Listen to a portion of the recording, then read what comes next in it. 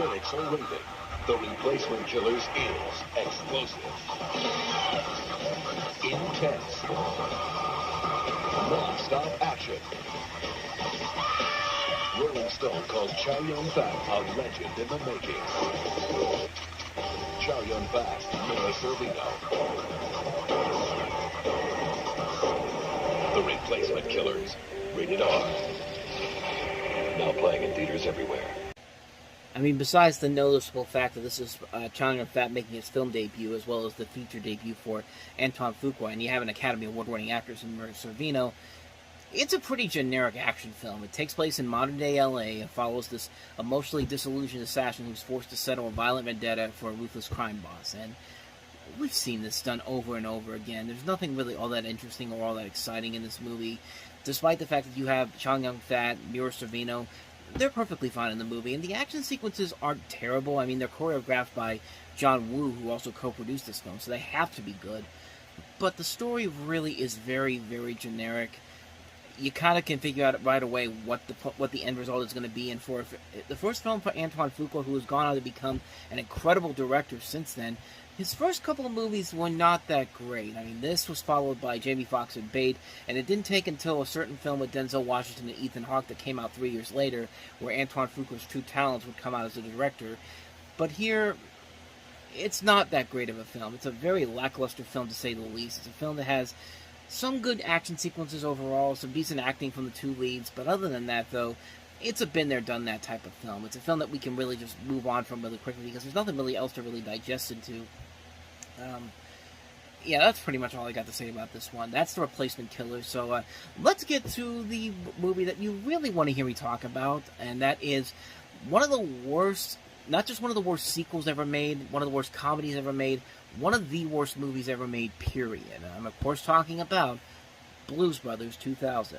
The critics are calling Blues Brothers 2000 pure entertainment. It will set your soul free. Good evening, ladies and gentlemen. Bring the Blues Brothers show that touch the like it. With more music. And more laughs. Explain how Blues Brothers 2000 brings down the house. Dan Aykroyd, John Goodman, Blues Brothers 2000, rated PG-13. Now playing at theaters everywhere.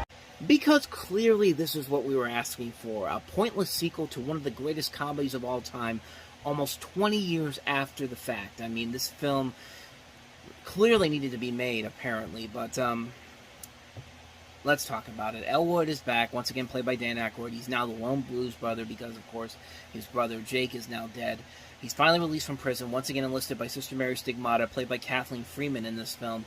His latest crusade is to raise funds for a children's hospital, once again hitting the road to reunite the band and win the big prize at the New Orleans Battle of the Bands. Elwood's pursued by cross-country by the cops, led by Cable, who's played by Joe Morton, Curtis's son and Elwood's stepbrother, the Russian Mafia, a militia group, and on his new mission from God, Elwood enlists the help of a young orphan, and a strip club bartender played by John Goodman. I mean, honestly, if you've seen the Nostalgia Critics review of the Blues Brothers 2000, he perfectly summed it up. You've got no plot, you've got no comedy, you don't even have the original Blues Brothers. So why the hell does this even exist? By the way, his review can pretty much sum up why this doesn't need to exist. Just go watch that. But half the stuff they do in this movie is just baffling, and I mean baffling. This does not feel like a Blues Brothers movie whatsoever. I mean, to John Goodman's credit, I'll give him the credit that he had some pretty big shoes to fill as the other Blues Brother, of course, replacing John Belushi. He's a tough act to follow. And in performances with Dan Aykroyd, he works fine. But then again, they've done this for so many years. I mean, they've done this together so many years on stage. So yeah, it's going to make sense that these two work off each other very well here. But in this movie, there's absolutely no reason for some of the other decisions they decide to do with this. Like, in the 18 years since the original film, they just decided to do nothing with this at all. There's no excuse for this to be as bad as it is. You have Dan Aykroyd returning for this as both the star and the writer. John Landis is back as the director and writer. You have Paul Schaefer as the main composer for the film, and some pretty damn good music. That's the only saving grace of the film. And the decisions they decide to pull are just insane and out of place for a Blues Brothers film.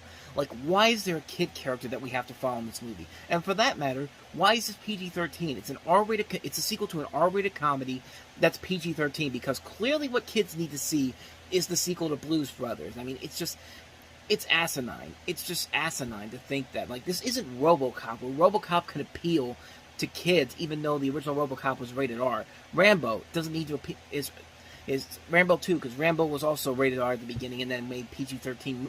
And then, I mean, that had a cartoon series that came out in the 80s after that. Those make sense. This does not. I mean, the ending is so off, too. The original ending of has one of the greatest car chases in movie history, police chases ever brought to film. And this one's just ending on a, that's all, folks. Like, without even giving us a real climax. Like, it literally just stops. It stops when you get to when you have this car chase that looks like it's going to be something similar to the original film, and then it's just like, well, that's life, folks. Roll the credits, see you later. It's just like, you know, say what you will about some of the other bad SNL movies that there are. Like, It's Pat is a bad movie, but they at least tried to put effort into that movie, and it didn't work. This, besides the soundtrack, has absolutely nothing to work with. Blues Brothers 2000 doesn't just go down in history as the second worst SNL movie ever made, but it's one of the worst sequels ever made. It's one of the worst comedies ever made. It's one of the worst movies ever made. It's that bad. There's no story. There's no reason to bring these characters back. There's no reason for this to have a kid as the main character. There was no reason for this to be a PG-13 sequel to an R-rated movie. There's no reason for this to exist. It's wasted potential gone down the tubes. John Landis and Dan Aykroyd just completely tarnished their reputations with this movie. There's nothing here. It's awful. Avoid this one like the plague. One of the worst movies ever made. One of the worst pieces of crap ever made. Avoid this movie like the plague. So, let's see if we can get back on a more positive note here with the next movie, Stephen King's. Probably not off to a great start there. Stephen King's The Night Flyer. 101 Bravo Lima. Come in, over. I can't have you sitting in the middle of my runway. Respond. Over.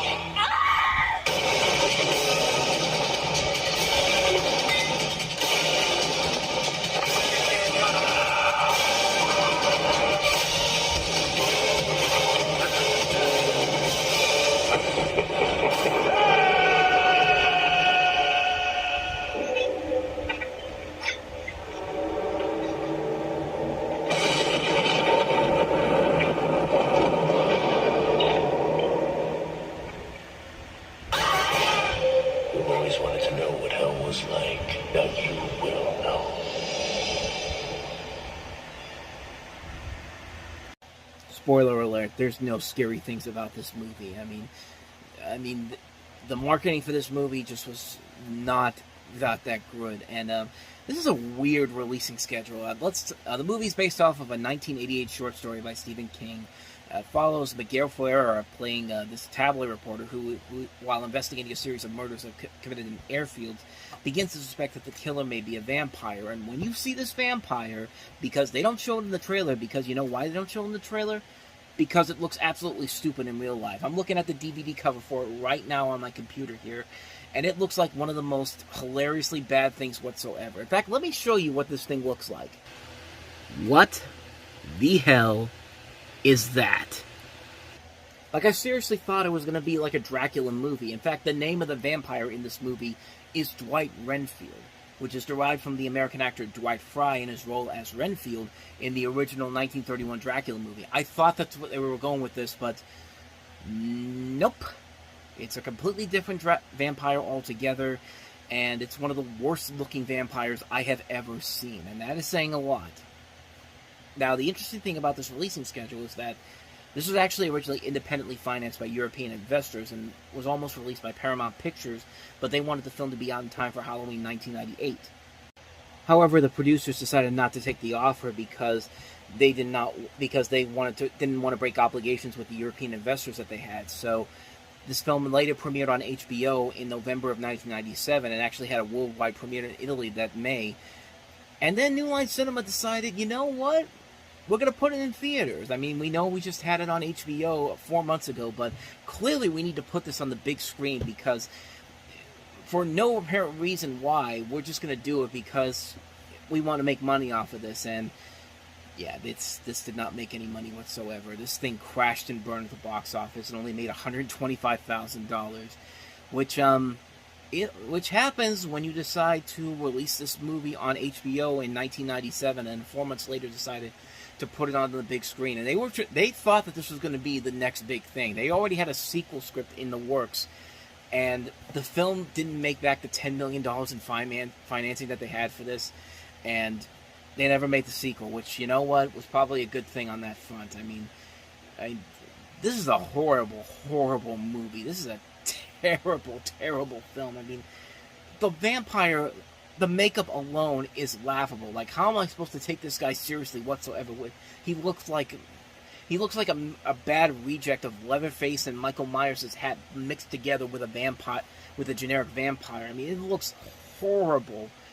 And like, this is when, like, it's amazing that they thought putting Stephen King's name on this. Like, Stephen King will put his name on this, but he doesn't want his name on stuff like The Shining or The Lawnmower Man. You know, movies that are far more memorable than any of this this piece of garbage is. It's just, yeah. So, I mean, are you really that surprised? I really shouldn't be that surprised he put his name on this and wouldn't put it on much better films. But I don't know, man. Like, this is a terrible, terrible film. The Night Flyer. Let's move on from that one. Let's try to end this on a better note here. Let's talk about Nil by Mouth. Ray? What's the matter? What's going on? What? What's going on? I feel like you really must hate me. I mean, that ain't love. What goes around comes around, Bill. What goes around comes around. Been in a fight? No, I can't be doing me. Hey, don't walk away from me! A movie that I had no idea that Gary Oldman directed. That's kind of interesting. Raymond and his wife Val and their brother Billy live in this working-class London district. Also in the family is Val and Billy's mother Janet and grandmother Kath. Billy is a drug addict, and Raymond kicks him out of the house, making him live on his own. Raymond is generally rough, even violent, and that leads to problems in the family life. That's basically the basic plot here, but most notably about this movie is that this movie features the word "see you next Tuesday" 82 times. That's the most in any other film in history, and also features 428 uses of the F word, and its derivatives. So that's more than any other film at the time until Summer of Sam in 1999, which happened 2 years later.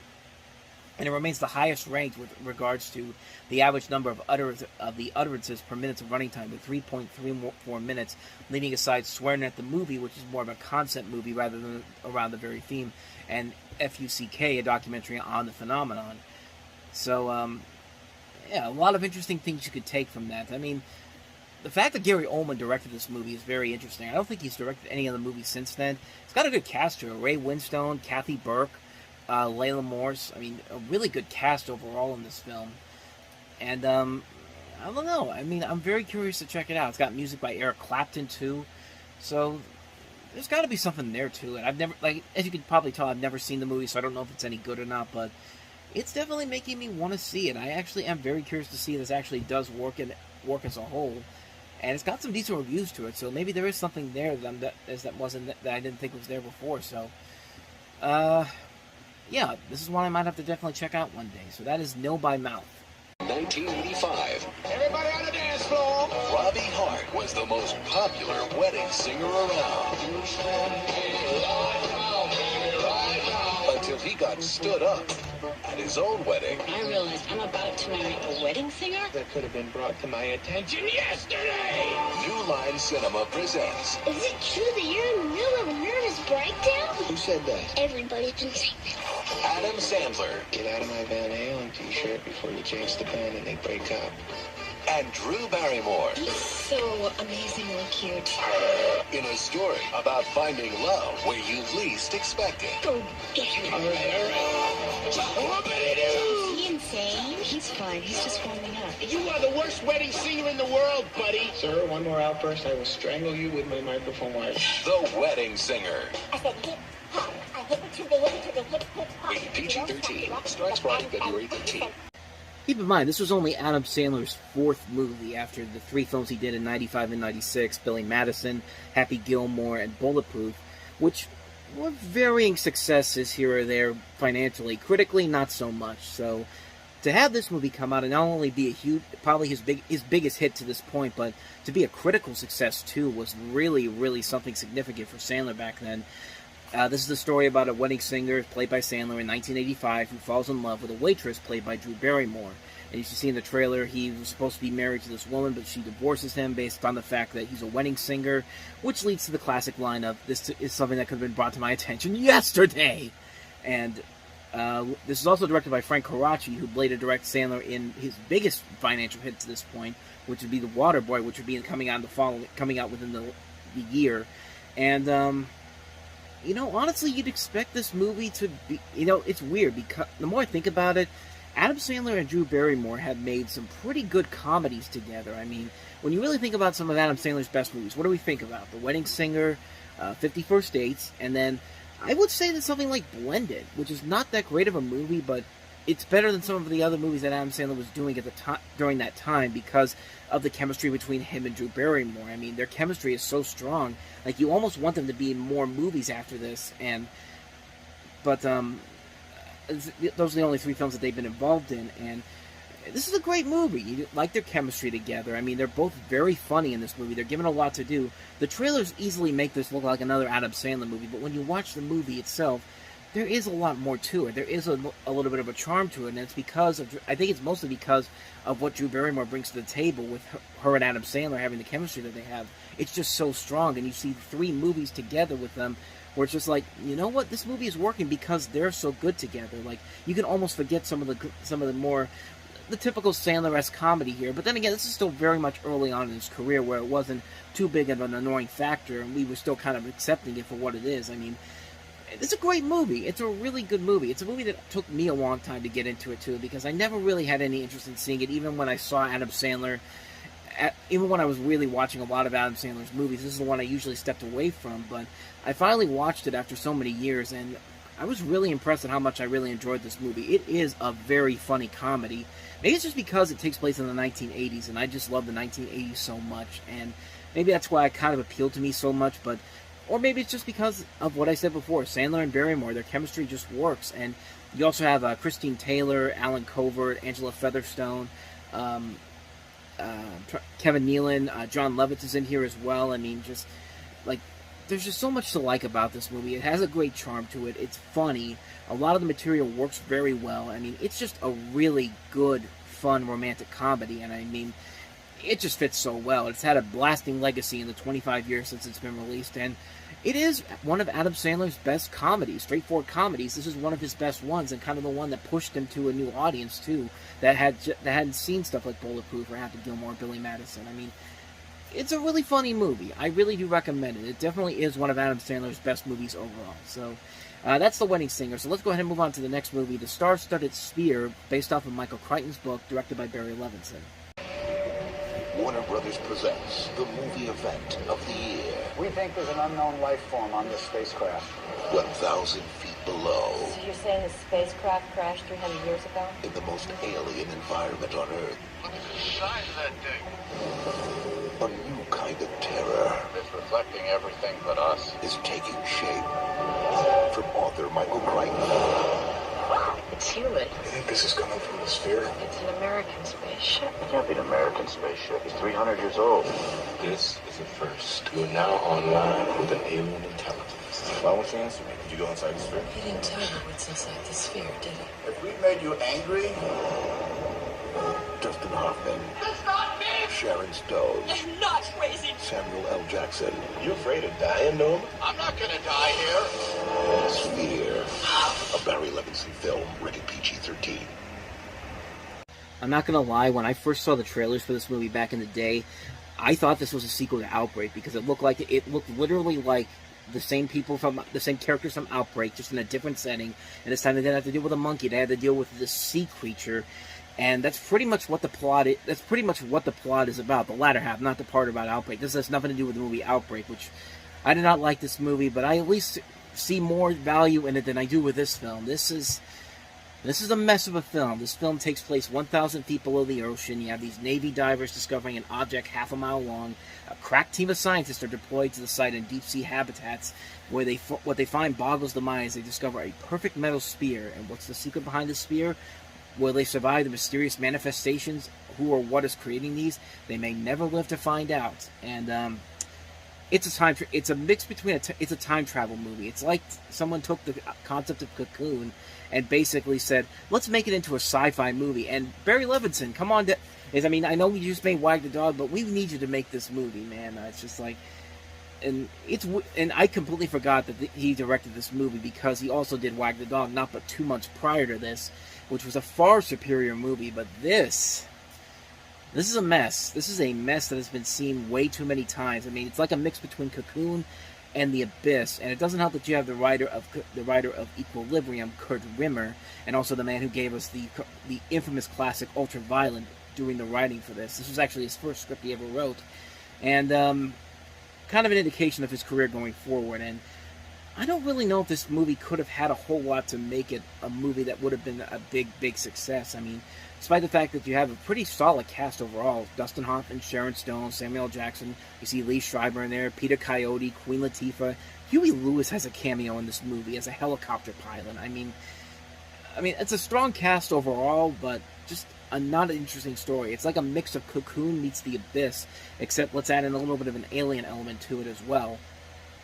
Plus, it's one of those movies that had an extravagant budget for the day, $80 million. I mean, remember the days when $80 million seemed like an incredible amount of money to spend on a movie, not like the $300 million misfires that we've had so far this summer.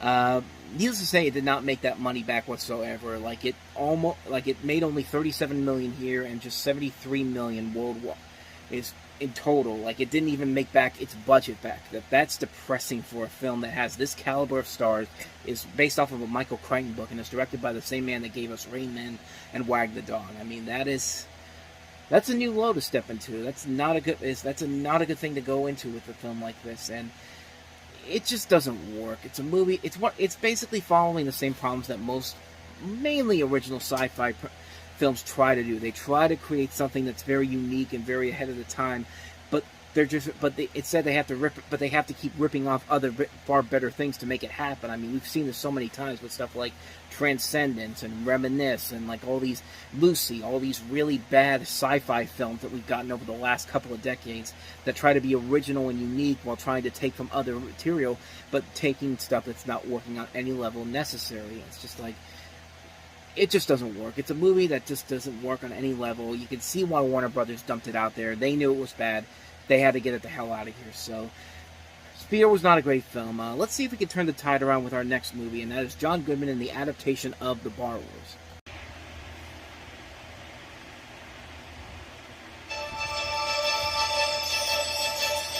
In every city, in every house, unseen, unsuspected, they borrow our possessions. They watch our every move. Now, it's time to see the world through the eyes of the borrowers.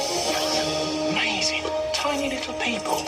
But one man, ta-da, 24 luxury apartments in the place of one house, is out to destroy their home. I want this house flattened, and I want it flattened today. And he's about to discover those little rats stole something very important from me. And nobody steals from Osha's pea powder. That big Any last words? isn't always better. From the author of Bed Knobs and Broomsticks comes an adventure for people of all sizes. I'm gonna borrow you. It's February. Hold on to your hat. Small. End of the line, Bergman! Wait, wait! Is awesome. John Goodman. I hate you little people. Oh, that's a shame, because we love you.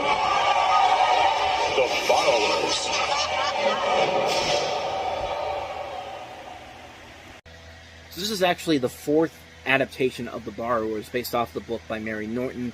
There was actually one that was made in 1973 for NBC. There was a couple of made-for-TV sequels in the 90s, made-for-TV movies, I should say. One was a 1992 movie that was made for TNT, and then there was a sequel made in 93. And this is actually the fourth of actually 6 different versions, because there was also The Secret World of Arrietty, which was a Hayao Miyazaki movie that came out in Japan in 2010 and then in America in 2012. And then there was another version of The Borrowers came out in 2011, which starred Christopher Eccleston and Stephen Fry. This is the one that the one we're looking at here is directed by the man who, unfortunately, his career kind of faltered big time after this, Peter Hewitt. We talked about a couple of his movies before. Bill and Ted's Bogus Journey, which was a fun little movie. Then there was Tom and Huck, which was not that great. And then he follows this up with stuff like the Garfield movie, the one with Bill Murray, which, it's a bad film, but I kind of have a little bit of appreciation for it because of Bill Murray as Garfield, even though it's not as funny as it should be. I have a little bit of a soft spot for that film. Zoom, one of the worst movies I've ever seen. Tim Allen in a really bad X-Men for kids type clone film. And then he also did Home Alone: The Holiday Heist, which was a bad Home Alone sequel. But in this movie, you have basically the same kind of concept here. John Goodman plays the lawyer who's out to destroy the house. And you also have Jim Broadbent, Mark Williams, Bradley Pierce, and Tom Felton as the borrowers themselves. And, you know, I gotta say, I did not know if this movie was gonna hold up after 25 years, but watching it again, I actually kind of like this movie. I do like that the effects in the movie still hold up pretty well here. I think John Goodman's having a good time in this movie. He's actually playing a better role in this film than he did in Blues Brothers 2000, which we just talked about in the last episode. And like I said, the effects in this movie still hold up pretty well here. I mean, it feels like it's the same. It has a similar feel and flow to something like Mouse Hunt. It feels like even though this is not technically the same studio behind Mouse Hunt, it felt like it was made by the same people and the same visual effects people. And the worlds they create here are really, really impressive. This is a story that actually works really, really well here. The comedy in here works very well here. You do like the family in here. It is a fun little movie. It's a film that didn't really get a whole lot of attention, mostly because it was a kids' film opening in February, but it's a surprisingly enjoyable film. I would actually say definitely give it a shot. I mean, I definitely recommend it. It's a film that's kind of very underrated, but it's a really solid adaptation of the story. It has a great cast, a great visual feel to it, some great humor, some great storytelling. It's a really enjoyable film. I highly recommend checking it out. It's actually worth it more than you would think it would be. Definitely check this one out. I recommend The Borrowers very much. So, that said, on to the next movie, Hurricane Streets. Who is that guy? Cop. Who's that lounging? Oh, man, I'm out. Girl, upstairs. You ever lay your hands on my daughter again? I kill you. Yeah, mama's must be my Hurricane Streets. Rated R. I'm going to be honest with you. I thought for a second I already covered this movie. I thought I had I think what happened was I had it on a list of the 1997 leftovers from a couple weeks ago, and I think I had it on there, but I didn't cover it. And I'm kind of glad I didn't now, because now it's out this weekend. Even though there wasn't really much I can add to this, but we'll go ahead and briefly mention this. Brendan Sexton III from Welcome to the Dollhouse plays this New York City street kid named Marcus, who's conflicted between running a gang who wants to move up in more serious crimes and a girl he meets who tries to steer him clear from a potential life in prison. And in addition to him, you've got Heather Anna Mazur in this film, as well as Kit Carson and Edie Falco, pre-Sopranos. And like I said, I really have not seen this movie, so even if I had talked about it beforehand, it probably wouldn't have been that quickly. But it looks like it doesn't look too bad. It's got some pretty good reviews on it, and 88% are Rotten Tomatoes from the Rotten Tomato reviews they collected. And I mean, it doesn't look like a bad film, honestly. It does look like a film that could have some potential there. But like I said, I haven't seen the movie, so I can't really say if it's any good or not. So either way, if I had covered this a couple weeks before, I'd probably be telling you the same thing. I'd more than be telling you the same thing, actually.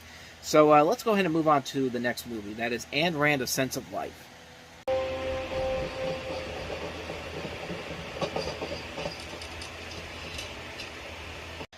So this is a documentary in which Sharon Gless from Cagney and Lacey narrates the story of Rand's life and her overview of her ideas. In addition to color and archival black and white footage of Rand, the film includes people like Harry Binswanger and Leonard Peikoff, CBS News' Mike Wallace, Phil Donahue, Tom Snyder, Frank Lloyd Wright, Joseph Stalin, Leon Trotsky, Cecil B. DeMille, Edith Head, Adolf Menjou, Marilyn Monroe, Robert Taylor. And basically, it's covering the person that gave us stuff like The Fountainhead and Atlas Shrugged, and while her Ayn Rand's Atlas Shrugged stories have been made into movies. Not great films. I mean, they're terrible movies, no matter who you talk to, and no matter who you believe about the story. But as far as this goes, I don't know anything. I don't know really too much about this one. I've never seen it. I never really had a real interest in learning about Ayn Rand, quite honestly, and I don't know. The documentary's got some decent reviews to it, but it doesn't look like it's anything too spectacular. It did get nominated for the Oscar for Best Documentary Film, but lost to The Long Way Home, which is a film we've covered before. And I'm trying to see if there's anything interesting about this movie I could talk about that hasn't already been said. No, not really. I mean, I haven't seen the movie, so I don't know what else to say about it, honestly. But I'm pretty sure it delivers what the people want to see about Ayn Rand's life. But like I said, I have no real interest in learning about her personally. But so that's Ayn Rand: A Sense of Life. So let's go ahead and move on to the last one we have here, and that is the Bugs Bunny Film Festival.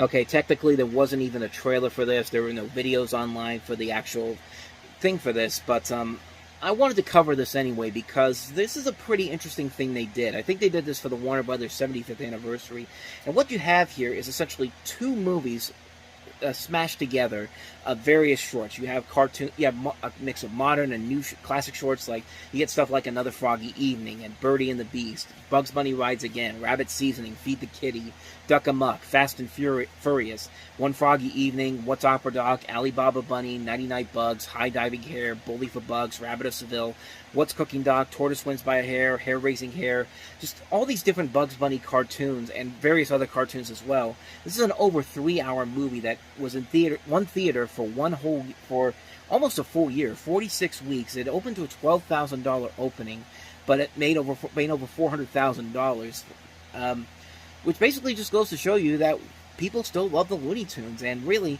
there's nothing more I can really add to this movie per se, because I've seen all these shorts. They're very funny shorts. They're all well done.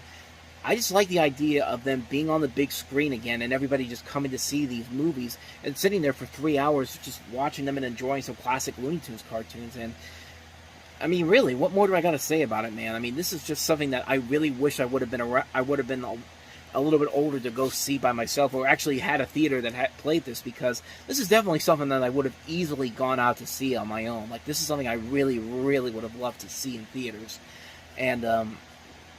Yeah, like I said, there's nothing really too spectacular about this particular release, except the fact that it's over 3 hours of Looney Tunes cartoons on the big screen, and I really would have loved to see it back then. I really would like to see them put these cartoons back on the big screen once again, and let us see these for let us see them on the big screen again. But I don't know if we're ever going to have that happen again. But it does look like a ton of fun, though, seeing all these cartoons together in one big event. That's pretty much all I got to say about that one. That's the Bugs Bunny Film Festival. If you look at Daryl Caesar Cookie. A scientific experiment gave Daryl Witherspoon super senses. Normal? Super. But his lifelong rival just changed the formula. On Friday, February 20th, Marlon Wayans and David Spade get Senseless, rated R. Starts Friday everywhere. And remember when we had that great movie with Bradley Cooper, Limitless, over 10 years ago?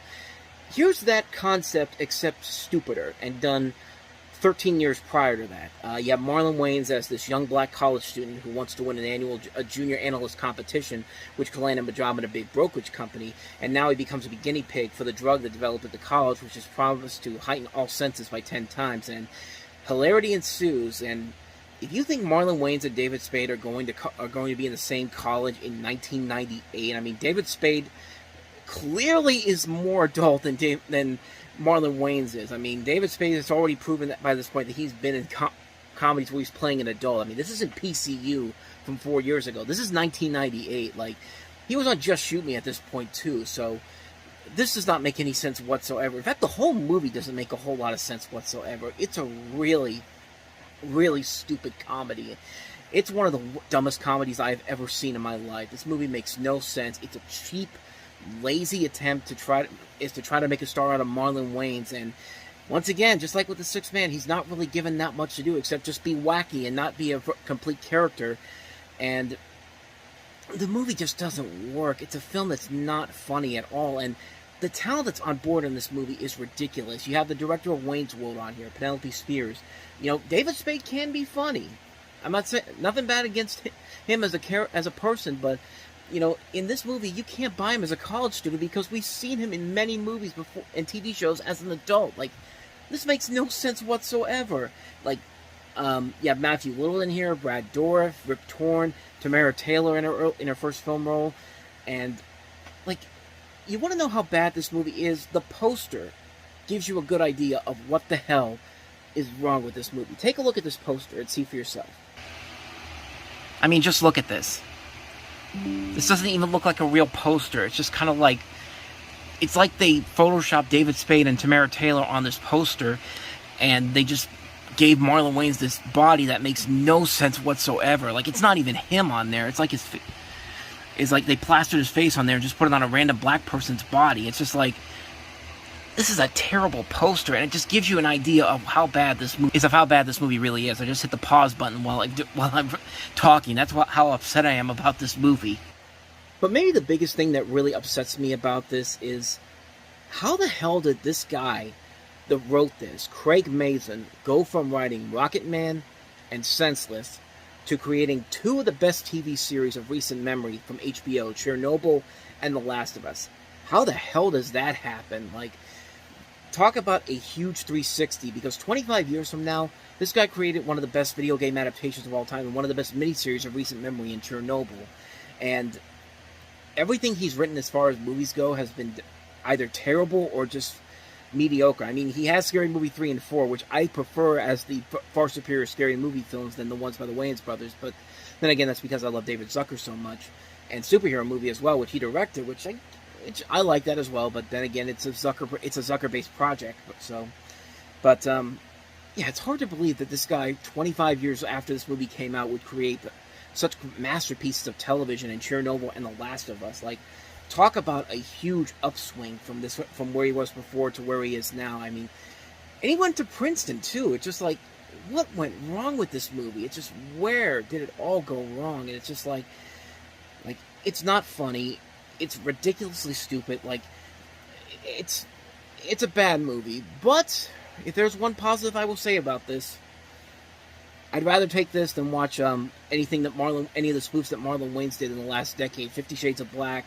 Like, yeah, I'd rather take this over that any day of the week. So I guess there's that to go with it. So yeah, that is Senseless for you. So let's go ahead and try to get back on a much more positive note here. Let's talk about Woody Harrelson, Elizabeth Shue, and Gina Gershon in Palmetto. Is this? How much sex, murder, and mayhem can one guy take? You know, this could work. Woody Harrelson, Elizabeth Shue, Gina Gershon. You do take risks, don't you, Mr. Barber? Yeah! Welcome to Palmetto. Yes! In a town this bad, yes! It's no use being good. Yes! Shut up, Harry. Palmetto, rated R. Opens everywhere Friday. Not really, but it's at least better than Senseless. You basically have Woody Harrelson playing a man who's been released from prison on a bump charge. He's out for some payback for the 2 years that he lost, so he's hired by this woman, Mrs. Malraux, played by Gina Gershon, to fake the kidnapping of her stepdaughter, played by Elizabeth Shue, who's the daughter of a dying millionaire. He discovers that he's being set up on multiple levels and will soon face a longer prison sentence if he does not prove the truth to the police. So, yeah, part of the reason why this movie doesn't work is that it has a premise that really makes no sense whatsoever, and it just doesn't have anything to really make it stand out. I mean, it's not really all that enjoyable of a film. I mean, I guess to the movie's credit, the cast is overall pretty good. Woody Harrelson, Elizabeth Shue, Gina Gershon, I guess they're pretty good in the film. But other than that, though, you really have to sit through a very bland, generic storyline to really get a full investment in the story and if you're going to be anything invested in what's going on here. And you just can't do that because you pretty much already know what's going to happen. You pretty much already know what the big twist is going to be at the very end, what the big setup is going to be at the very end. So you need something you need to give yourself that bit of an edge to actually give yourself movie a chance to actually succeed, and it just doesn't do it here, man. This is a film that just really, really is lackluster on so many levels. So much potential with the cast involved here, but just not a good script, not a good director here to make it work. If it had a better script and a better director, it would have probably been a whole lot better. But as it is, not so much. So, on to the next movie here, and that is Dangerous Beauty. I look at her and she looks at you. I know that look. America is falling in love with Dangerous Beauty. Why not enjoy what little we're allowed together? Siskel and Ebert give it 2 thumbs up. I'm all booked up. It's lighthearted, sexy, romantic, and funny. Must be true love. It's got everything. Is my beauty cruel? Oh, I think so. Dangerous Beauty. Rated R. Check local listings for a theater near you. So you have this movie about Veronica Franco, played by Catherine McCormick, who's a courtesan in 16th century Venice who becomes a hero to the city, but later becomes the target of an inquisition by the church for witchcraft. And it includes a cast that includes Rufus Sewell, Fred Ward, Oliver Platt, Naomi Watts, Maura Kelly, Jacqueline Bisset. Directed by Marshall Herskovitz, who also was one of the co-creators of My So-Called Life and 30-something. And as far as the movie itself goes, I saw it a long, long time ago, and I don't remember too much about it. I honestly remember the poster more than I do the actual movie. I mean, the poster, it's just Catherine McCormick looking dead center in you at your eyes, and it's just kind of like, well, this seems like a very engaging thriller, a very engaging drama. But even though that trailer doesn't really sell it as a drama, it sells it kind of more as a romantic, a romantic comedy in a way. Toy boat. But yeah, I saw this a long, long time ago. I don't remember too much about it. Mostly, I don't remember it being all that good. I just thought it was kind of there. It exists. It has some decent moments to it. It's got some good visuals to it. But other than that, though, there's not really a whole much there that I remember from it. But then again, I saw it a long, long time ago. So I can't say for certain if it has anything too memorable about it. But I don't know. Maybe I'd have to watch it again just to see. But that's all I remember from it, honestly. Dangerous Beauty. On to the next movie, we have Mrs. Dalloway. Award-winning actress, Vanessa Redgrave. Oh, Sally, I've been thinking about Borton all day. And as the young Mrs. Dalloway, Natasha McElhone. You want to... Mrs. Dalloway. All our relationships are just scratches. So this is based off of the 1925 novel by Virginia Woolf and moves continually between the present and the past that is in this character's heads. The character's heads, I should say, and it covers the day in the life of Mrs. Dalloway, who as an older woman is played by Vanessa Redgrave, as a younger woman is played by Natasha McElhone, and the wife of a prosperous politician in London. That's really all I know about this movie. I've never read the book, I've never seen the movie, but it's got Vanessa Redgrave and it's got Natasha McElhone. I think I'm pronouncing that right, but if I am, I'm sorry. Lena Headey's also in here as well, so it's got a good cast to it overall. So maybe it is actually pretty good. This director has directed a couple other movies: A Question of Silence, Antonia's Line, Carolina, Within the Whirlwind, movies I've never seen before. So I don't really know what else I can add to this, honestly, because I have not seen this movie. So I wouldn't be surprised if it's not somewhat decent. At least the performances. I mean, you don't get Vanessa Redgrave to turn in a bad performance. So I really doubt that she has given a bad performance in this film. But that's pretty much all I know about that one. So let's move on to the next movie. Is I Love You, Don't Touch Me. Home Video presents a comedy that asks the question, can two friends be lovers? And can lovers be friends? It's all sex to you guys, isn't it? I love you. Pretty much, yeah. Don't touch me. The introvert social media internet story. I mean, isn't that what you can see somebody online, a simp going online saying, I love you, and then don't touch me? Like, I don't know. I mean, I don't know. Maybe I'm just thinking of something. Maybe I'm just thinking off my head here. But let's talk about this movie. You have a woman named Katie who's a 25-year-old virgin living in Los Angeles who wants to save herself for the ideal man. But as time passes, she becomes convinced that the ideal man does not exist. So she's good friends with this guy named Ben who's crazy about her and wants to move the relationship from friend to romance.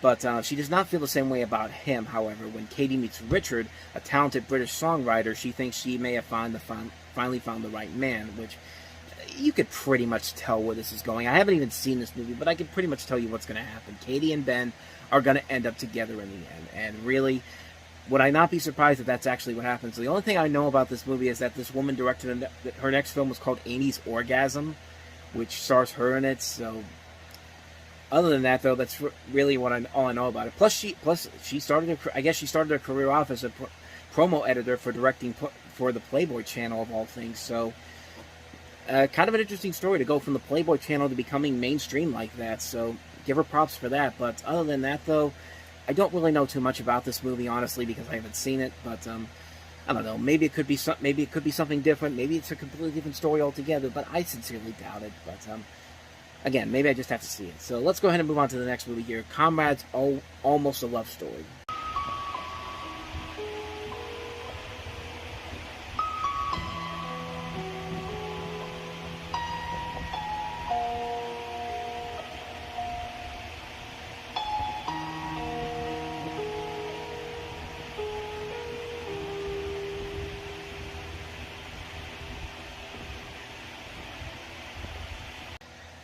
I really don't know much about this one either. The story is that you have two Chinese mainlanders living in Hong Kong.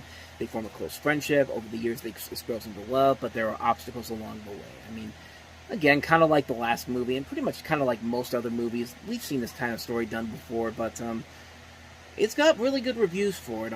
It's from Hong Kong and Taiwan.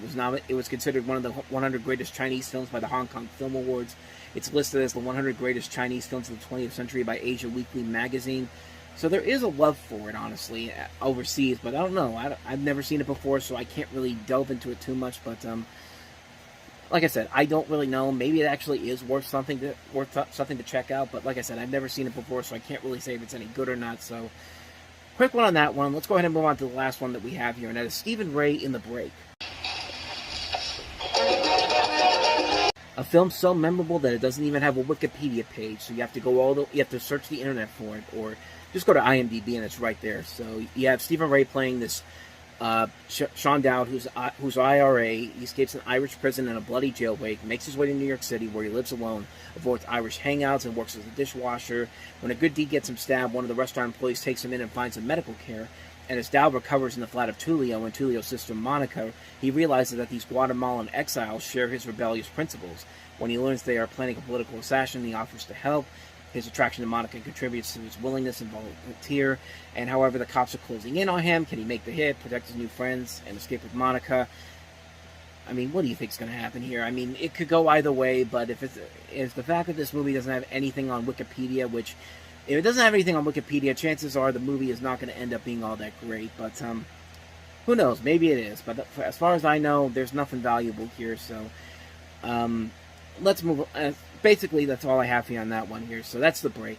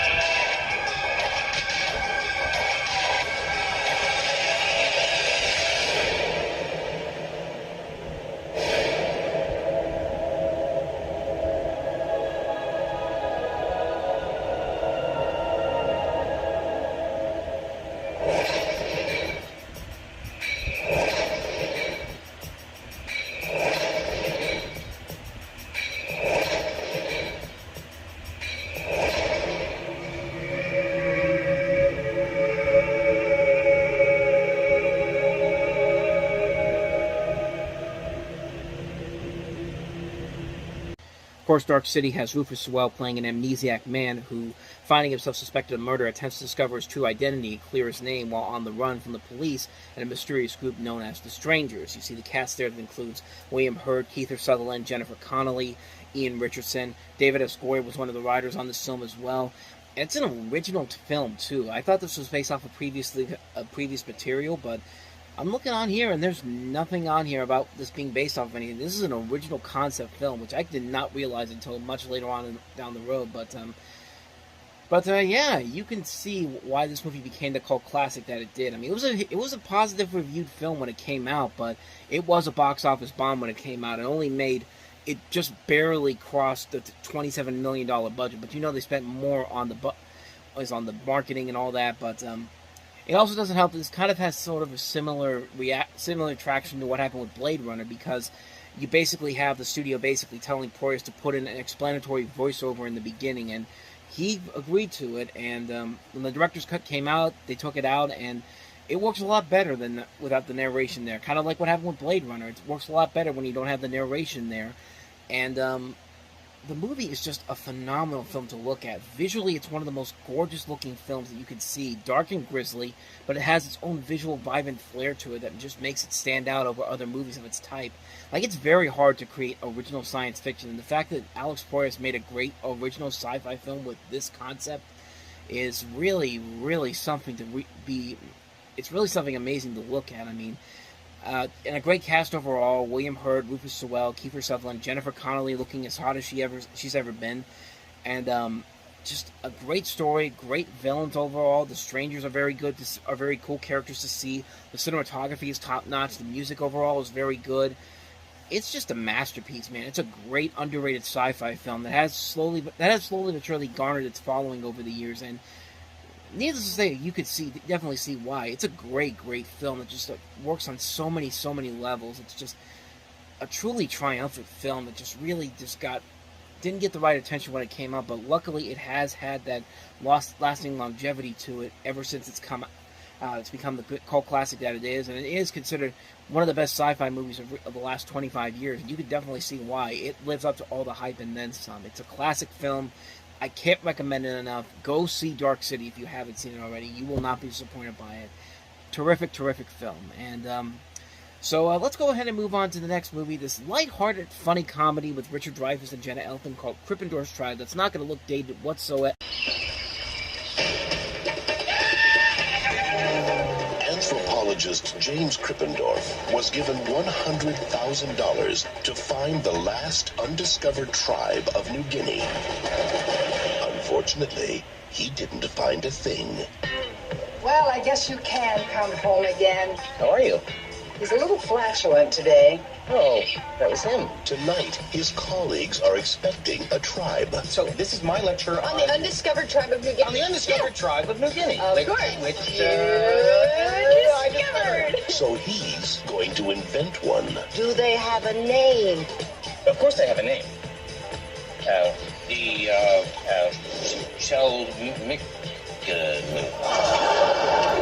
That takes talent. You do have film, don't you? Of course he has film. Touchstone Pictures presents Hi, guys. Hey, the show making move do not allow the pictures taken without the ritual body paint on.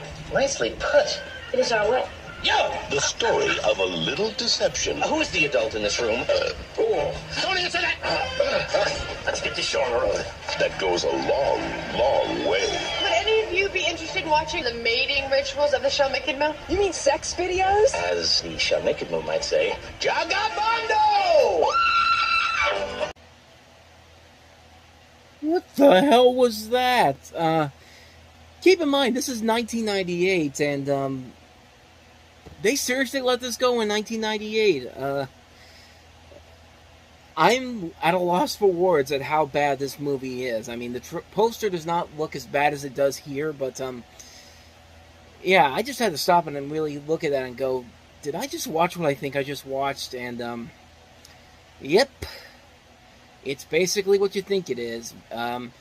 It's basically a dumbed-down version of Wag the Dog, pretty much, except instead of trying to create a fake war, you have Richard Dreyfuss creating a fake tribe, and going all out with the racial stereotypes, because that is racial stereotyping right there. And it's just like, I really don't know what else to say about that. I mean, I don't think I need to say anything else about this movie. This is an absolutely horrible movie that is just, it's uncomfortable to watch. This is 1998. Even in 1998, this should not have passed. For Disney, like, this is inexcusable that you let this pass and you thought that this was going to pass as something that people would want to see. Like, I mean, it's already bad enough that you can't believe that a 50-year-old Richard Dreyfuss would have a sexual relationship with a 27-year-old Jenna Elfman. Like, this is right at the peak of her Dharma and Greg. This is when Dharma and Greg was just getting started, I should say. But like, yeah, 50, 27, like, that's already ridiculous enough to really get. That's already ridiculous enough. But the fact that they went all in on this, like, this is a really. They really went in on this, and they just said racial stereotypes and all, and it's a bad sitcom, and sure enough, it's directed by a guy who's known for directing sitcoms, Todd Holland, who's become more of a prolific television director, mostly with his work on Malcolm in the Middle, but, I mean, just, wow. Nobody looked at this movie and said, are we sure we want to do this? Are we really sure we want to do this? And, nobody said anything, and sure enough, here it is, and wouldn't you know it, the movie bombed hard at the box office. But yeah, surprising, I know. I mean, you would think that people wouldn't mind these white kids being dressed up in all in like blackface and all that type of stuff. And not even blackface, but like it's just so uncomfortable. Like, it's a movie that even I would have loved to have seen what the reactions to this in 1998 would have been. Can you imagine if they did this now in modern times with social media? And like Twitter and Facebook and Instagram and all that, Snapchat, all that type of stuff. Like, you think people would really look at this and go like, yeah, this is something that we can buy into? No, they would have easily trashed this so much. This thing wouldn't have made a dime at the box office if they tried to pull this nowadays. Like, it's unbelievable they got away with this. They got away with this movie. And it's just not a funny movie. If it was a funny movie, then maybe we could let it slide. Like Tropic Thunder, we can let slide because Robert Downey Jr.'s character, yeah, he's in blackface, but it's a parody. He's making a point in that movie. But this is almost career killing for Richard Dreyfuss. Like, I don't think his career really transpired it's got any better after this particular film. I'm trying to see here. Let me see. What came after Krippendorf's Tribe?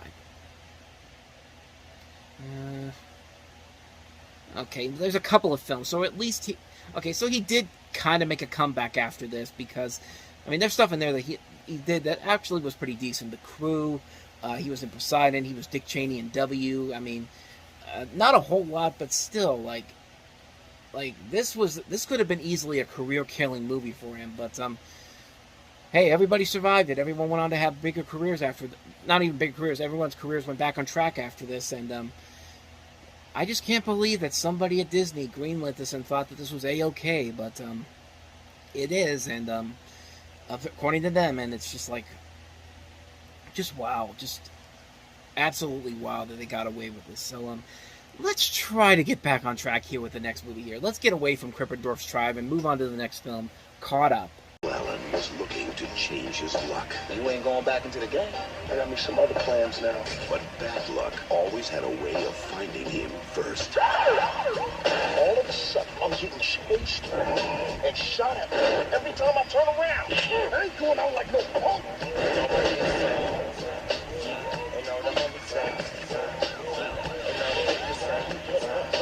Caught Up, rated R, starts February 27th. So you basically have a story about this guy named Daryl Allen who's caught in the line of fire, and after 6 years behind bars, he's played by Bokeem Woodbine. He puts down his gun and struggles to go legit. But when this beautiful, mysterious young woman gets him involved with a bag of stolen diamonds, corrupt cops, and a Jamaican mobster, his dreams for an honest future are shattered by a hail of gunfire, and I think honestly you can pretty much tell where this is going. Cinda Williams plays the love interest in here. You have cameos by Snoop Dogg and LL Cool J. And notably, this is the last film produced by Live Entertainment before they eventually were turned into Artisan Entertainment, which in turn, later on down the road, would be picked up by Lionsgate, and that's what Lionsgate eventually would become. But, I really don't know anything about this movie. I've never seen it before. I never hear anybody really talk about it all that much, so I'm just going to assume that it's not that memorable of a film, especially despite the names that they have on board here. I mean, Jeffrey Combs, Michael Clark Duncan, as I mentioned, LL Cool J and Snoop Dogg are in here, Tony Todd, Clifton Powell. I mean, there are notable names in here, but just, it feels like a movie that we've seen done to death, but I've never heard anybody say you have to check it out, so I don't see any real reason to check it out, quite honestly. I mean, it might be something, but I sincerely doubt it. So let's go ahead and move on to another film. Let's go on to the next film. David Schwimmer and Jason Lee, starring in Kissing a Fool. Ever been in a period where you just didn't want to have sex? No. When it comes to dating, What up, Chicago? sportscaster Max Abbott is a man in his element. Oh, hello. But when it comes to marriage, Hit me. This is the last woman you're ever going to sleep with. it's a whole new ball game. Jay, he's such a great guy, don't you think? I don't believe this. David Schwimmer, Jason Lee, I think that Max thinks that we should be together. Kissing a Fool. 4 shots, vodka. Rated R. Starts Friday at theaters everywhere. Because when I think of a womanizing guy, I think of Ross from Friends. And when I think of a neurotic novelist, I think of Earl from My Name is Earl. Start to see why this movie doesn't make any sense. This is a film that is written by Doug Ellen, who also gave us the man who would later give us Entourage, and James Fry, who also gave us the infamous A Million Little Pieces, as well as My Friend Leonard. And so, yeah, you've kind of seen this premise before, pretty much. I mean, you have two guys fighting over a woman, and Jay introduces his editor, Samantha, to Max, Jay being played by Jason Lee, Max being played by David Schwimmer. Max wants Jay to try to seduce Sam to test her before their wedding, and even that premise alone sounds really freaking stupid. I mean, it's just an idea that just feels like it makes no sense whatsoever. The casting on this is terrible. It's a really bad romantic comedy. It's a terrible movie that just... You hate everybody in this movie. You hate every single person. You hate the two leads. You hate this woman that they set her up, that Jay sets up Max with. And you just hate everybody else in here. They're going along with this. And they're just like, no, we need to make people believe that this is something that can actually happen in real life. No, it can't. None of this can happen in real life. It's like the reason why Entourage works, even though it has that same kind of feeling of like anything can happen with these guys here. And it's just like, we can at least buy it with that movie, with that series, because the characters were fun to watch. We didn't really necessarily like them all that much, but they were likable. They were characters that we liked watching, seeing how well they would go. Of course, that backfired when they eventually made it into the Entourage movie, which is a whole other animal altogether. But this is not a good movie at all. This is a really, really terrible romantic comedy that just... The casting is just all wrong. The story is just all wrong. It's a lame romantic comedy. It's just not inventive. It's not fun. It's a boring movie. It's a really bland, forgettable movie that just has nothing of value to it whatsoever. Just like our next movie, which is The Real Blonde. Explore modern romance in a film the New York Times calls edgily funny. I'm a very spiritual person. Are you really? Have you seen A Little Mermaid? Sharp and clever. Do you think just once you can lift the toilet seat? Honest and intelligent. I am your therapist, but I've entertained sexual thoughts about you many times. Better leave. It's a wickedly observant comedy. Still need a check for the rent. What? Again? Yeah, it kind of works that way, once a month. The Real Blonde. Rated R. Now playing in select theaters. So basically, you have this couple that's been living together in Manhattan for 6 years. The guy's an actor. He has no agent, no thespian credits, but whose ambitions are very high and works as a waiter in a cafe. While you have this woman who works as a makeup stylist for this hot fashion photographer, and she pays most of the bills. The guy finally lowers his standards and accepts a degrading job in a Madonna video, while his friend and co-waiter gets a high-paying job on a soap opera opposite siren Kelly. Kelly being played by Daryl Hannah in this movie. The couple is played by Matthew Modine and Kathleen Keener. You have people like Maxwell Caulfield, Elizabeth Berkley, Marlo Thomas, Brigitte Wilson, Buck Henry, Christopher Lloyd, Kathleen Turner, Dennis Leary. Just a good cast overall here, but it doesn't really do anything to make it stand out. It's nothing unique. It's nothing that exciting. Like, you don't even get to see Madonna in this movie. You think Madonna coming into the movie would actually have some fun elements to it, but nope. She's not in here, so her role, so she's only there because of a name drop, and that's pretty much it. It's just like, there's just nothing here, man. It's a movie that's not really all that funny. It's not really that creative. It's just a boring, bland, mediocre comedy that has nothing of value to it whatsoever. It's a bad film, and this director, Tom DiCillo, has not made a whole lot of good films during his career. He gave us Johnny Suede. The only movie he's ever made that's been really great is Living in Oblivion, but other than that, though, his filmography is not that strong. So yeah, that's the real blonde. So let's go ahead and move on to our next movie, and that is an Alan Smithee film, Burn Hollywood Burn. Anticipated motion picture event of the year. Hollywood's hardest-hitting action stars. A white-knuckle thrill ride. There's just one problem with this movie.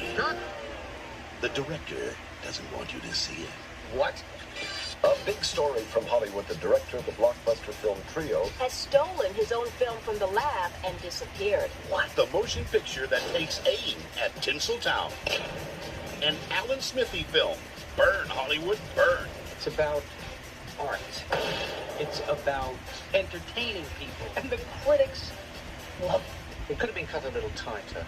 The Hollywood Reporter raves it's one of the funniest movies in ages. I'm a producer, not a pimp. There's a difference. And LA Weekly calls it hilarious.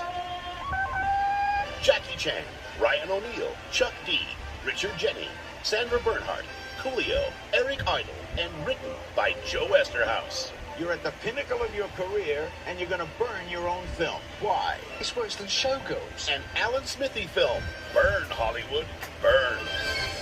Yeah, Jackie Chan does not have a big role in this movie, even though they put him first on there because he's the big star of this. He's the big star that was the hot star at this point. But you know, this could have been a fun film. It's a movie about Eric Idle playing a director named Alan Smithee, which is a traditional pseudonym used in Hollywood for disowning a project. Or at least it was until they discontinued it, and I'll get into that in just a second. But Idle plays the Smithee in this, who steals the negatives. This is his latest film as he goes on the run. And the concept of this was basically set off a chain of events, which actually led to the Directors Guild of America to discontinue the Alan Smithee credit in 2000 after its use of decades, when an American director disavowed a film. And the plot basically is the director attempting to disown a film, ironically despite describing the film's own production, because Arthur Hiller himself, the director of this movie, wanted his name off of this was after witnessing the final cut. So they all knew this was a bad movie, and they still went with it anyway. Like, I mean, it's got names in here, but not a whole lot of names. I mean, Eric Idle, Ryan O'Neal, Coolio, Chuck D, Richard Jeni, Sandra Bernhardt, Harvey Weinstein. Yeah, Harvey Weinstein's in this movie, because of course he is. Gavin Polone, Stephen Tobolowsky, Dina Spivey.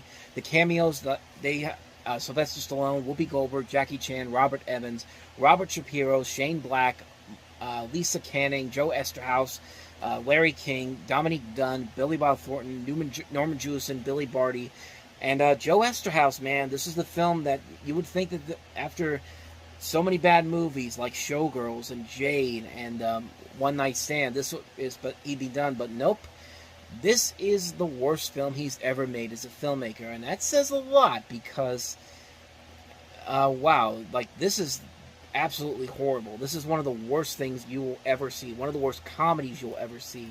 And it's just amazing how bad this movie is. The fact that this movie killed off the Alan Smithee is the Alan Smithee name is something to believe. It's something amazing. It's just like in case you're wondering some of the names that have the name Alan Smithee on them, here's a list right here. Fade In, Death of a Gunfighter, The Challenge, City of Fear, Appointment with Fear, Stitches, Let's Get Harry, Morgan Stewart's Coming Home, Ghost Fever, I Love New York, Catch Fire, The Shrimp on the Barbie, Solar Crisis, The Birds 2, Land's End, Hellraiser Bloodline, which we actually talked about on one of these shows, Mighty Ducks the Movie, The First Face-Off, a direct-to-video Disney animated film, has the name Alan Smithee on it. This film, A River Made to Drown In, Woman Wanted, and Old 37. Half of those movies you probably never even heard of, but even the ones that you know of, just, like, I still can't get over someone would use a name like Alan Smithee on an animated Disney film. Even if it's a direct-to-video movie, it's just like it's just... And you know what? There is a good idea here for something funny. Like, you could actually do something clever with it, but the movie does not. It's Joe Esterhaus. Like, what do you expect from him after what he did is after the double whammy of Jade and Showgirls, and then following it up with One Night Stand? Like, this is clearly a guy that just does not give a crap anymore. And here's the end result of it: a film that is not that clever, it's not that funny, it's not even. It's a safe, watered down movie that doesn't want to go dig deep into Hollywood like it should, because if we did that, we could, because we can't do that because we can't give away all of Hollywood's deep dark secrets. Why not? I mean, Tropic Thunder did that so much better than anything that this movie would ever do, and it's just like go all in, just go all in and go out, just go attack Hollywood. No, I can't do that because that would be good. That would cause me to get blacklisted. Just like, so what? Like, if you're not even gonna if you're not even gonna put the effort into it, then don't make the movie. Plain and simple. Just don't make the movie. And sadly, somebody did, and this is the end result of it. One of the worst movies you will ever see. I think it's just easily safe to say, avoid Alan Smithy films. Burn Hollywood, burn like the plague. I don't even want to say the name of it because I just want to move on to the last film here. Let's end this on a much better note, or at least try to end this on a much better note. The Kurt Cobain and Courtney Love documentary, Kurt and Courtney.